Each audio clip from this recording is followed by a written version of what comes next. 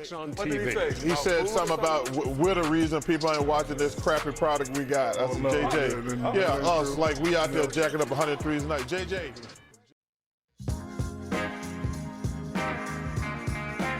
All right, welcome back to another After Dark, everybody. Hope you all are having a good night. Hope you guys had a good day.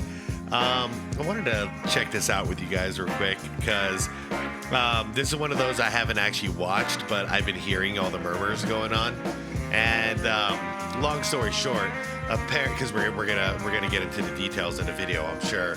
But long story short is, I guess the media asked JJ Redick about the ratings going down for the NBA, and apparently he was blaming the media. And then Charles Barkley apparently makes a rebuttal to this. So this video should contain both of them, hopefully. This is a video by a channel called Blacktop Buckets. And it is, the title is Charles Barkley Destroys JJ Redick for Blaming Him for Low Ratings. So I think we found a good one here, you guys. But anyways, I'm going to link the original video down below if you guys want to check it out. Check out the channel. No long intro here because honestly I need to hear this for myself first, exactly what was said before I have an opinion on it. So like the video if you don't mind. It helps my channel out a ton. It helps each video out a ton, and I appreciate it every time. You guys, let's see what this is. JJ, the last few days there's been a lot of talk about NBA ratings and just the state of the league, the 3-point line, and what's your take on all of that? I said the other night, I don't think the league is as homogenized as a lot of people make it out to be. Hold on. First of all, can I just speak about some body language here that I keep noticing about JJ? Is every time he's in front of the media, he still thinks he's part of the media. Look at this. You don't see any other coach posture like this. He's in podcast mode. You know, like who does this? And it's not to say there's anything wrong with it. I just want to acknowledge the fact that he's going to end up saying stupid things because he feels he's in a relaxed podcast scenario. And that's not exactly the most responsible thing for an active coach to be doing. Anyways, I just wanted to point that out. Let's get to the juice here. Oopsie. I said the other night, I don't think the league is as homogenized as a lot of people make it out to be. If I'm a casual fan and you tell me every time I turn on the television that the product sucks, well, I'm not going to watch the product. And that's really what has happened over the last 10 to 15 years. I don't know why. LeBron James. It's not funny to me. Nothing is entertaining to me. This game should be celebrated. Can we just pause right there? What happened 14 years ago? Oh, because it was around 2011, 2010, where everything started to tank. What happened then? You guys remember? I'll give you a couple seconds. Stick it in the comments. The Miami Big Three happened. I wonder why. So let's put accountability where it belongs. That's when the NBA started to become ruined. Now, plenty of things have happened since then to ruin it, but that's where it started. That's why the point is 14 years ago. I've watched the league evolve. I'm in this league right now. The league is more talented, and not just raw talent. The league is more talented and skilled than it was 18 years ago when I was drafted. That's a fact. There are more players that are excellent. There are more teams that are excellent. We don't have anybody that's willing to step up to the fact that this is an awesome game and we should talk about it and celebrate it in a positive way. Here's Charles Barkley's response. Interesting. Okay, so that's the full JJ response is that. So he's trying to puff up the players being better than ever. And it's so simple to me that, okay, everyone is playing the exact same style of basketball right now. So you can say everyone is better, but they're only better per se at this one thing. They can shoot threes. You know what I mean? That's all it is. They're not better at rebounding. They're not better at boxing out. They're not better at defense. They're not better at posting up. They're not better in the mid-range. They're not better at attacking the basket when it's being contested. None of this stuff is better. There's one thing that's better. People's 3-point shooting is better because we focus on it more. So once again, I don't like when people do this, when there's an obvious problem that's being presented to them, and instead of addressing the actual issue, they're going to pretend like, no, there's no problem. See, this one thing is good that I said. I say one positive thing, that should wash out your 10 negative things, right? No, that's sticking your head in the sand and ignoring the fucking problem. Excuse my language, but it's ignoring the damn problem. The house is on fire, so sticking your head, in the sand is not going to save your house. It's going to burn down, and you're going to burn with it. To JJ Redick. Harlan says Eddie This is when it should get fun. Johnson will go to bed tonight, say a 3 all night, calling this Timberwolves. Eddie Johnson, one of my favorite teammates EJ. in the world. Yeah. 100 threes. That's right. Yeah, no, Ernie, you know what it is? It's Chuck's fault. Why? Well, because some idiot named Jason Monroe said something about then. I heard JJ Redick said something about me. JJ, you better calm down, because when you come for the king, you better not miss. Did he mean you specifically, or did Did he you say when you come for the king, you better not miss?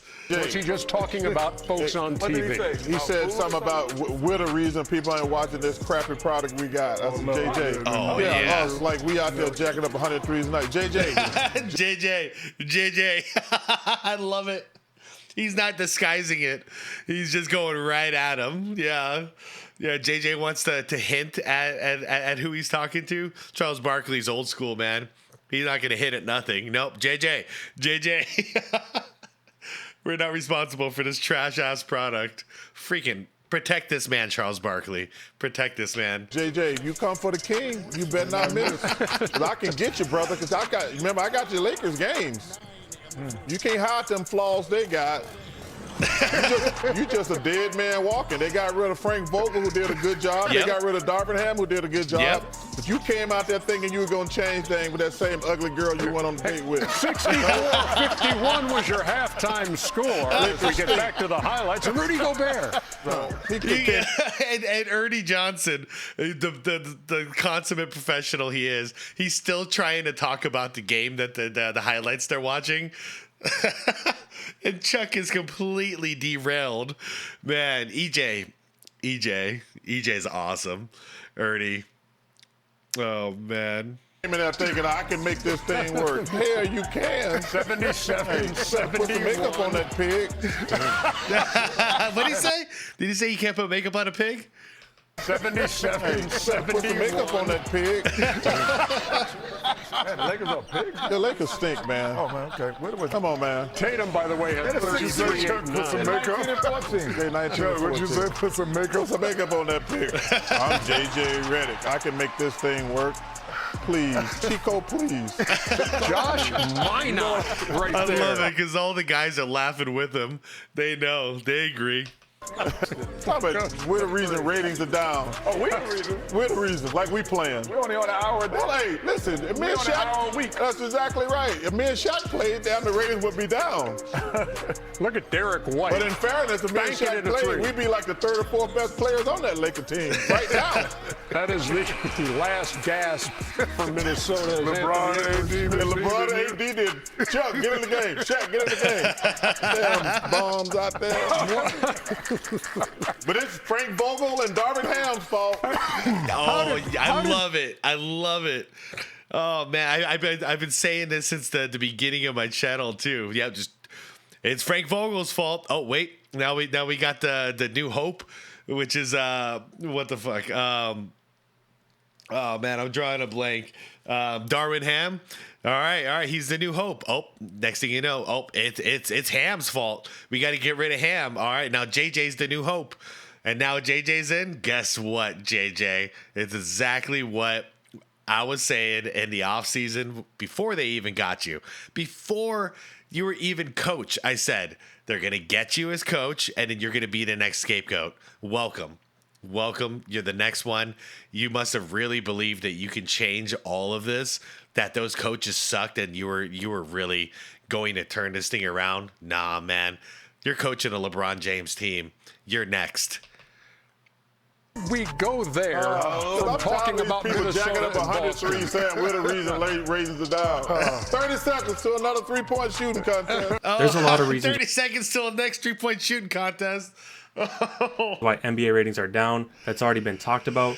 But what drives me crazy about JJ Redick is that he ignores all the flaws in today's game. He blames the media and some of the fans for the ratings dropping 48%, but inside the NBA is the most popular coverage of the NBA. Yeah, it is. I don't understand why JJ wants everyone to just ignore the problems in today's NBA. Whether it's the horrible officiating, excessive foul baiting, and ridiculous three-point shooting, ignoring the problems won't make them go away, and it definitely won't address the low ratings. Yep. Changes have to be made to improve the NBA as a product. Yeah, that's some toxic positivity crap, you know, which I don't believe in, because you never solve problems with toxic positivity. If something's bad and we got a problem, we have to acknowledge this. We got to get to the bottom of it before the problem gets bigger. This whole, oh, everything's fine, don't worry about it mentality, it's not conducive to improvement at all and growth. For example, a few seasons ago, the NBA got rid of a rule that gave the shooter free throws if they initiated contact with the defender. Yeah. It would instead be ruled an offensive foul, resulting in a turnover. NBA fans were thrilled with this. By the way, can I just point something out basketball-wise?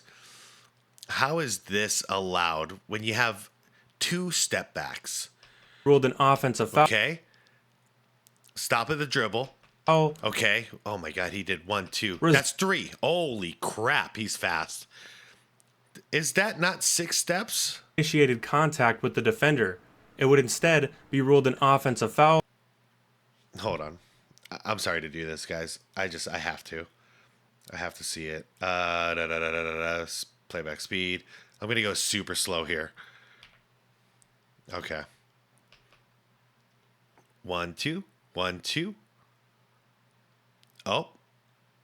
Shifted the pivot foot. Holy crap. How does this happen?